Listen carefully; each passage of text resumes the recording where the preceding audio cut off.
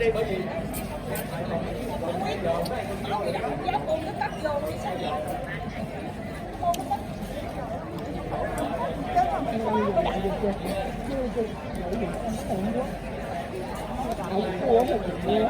vậy là thấy bình thường, cái bữa đó là thấy bình thường. Em đi em đi là sáng sáng thì đi tới giờ nhưng mà khách lên chơi là đó nữa không gặp thôi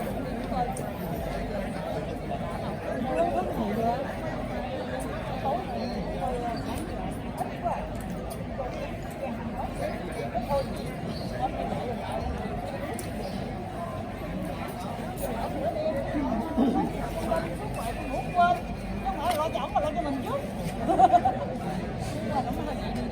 Đợi cái đó là máu nó hết.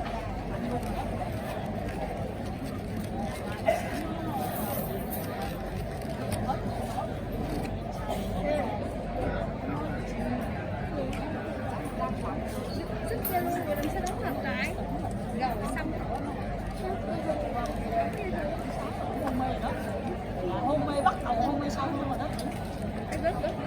Hôn mê.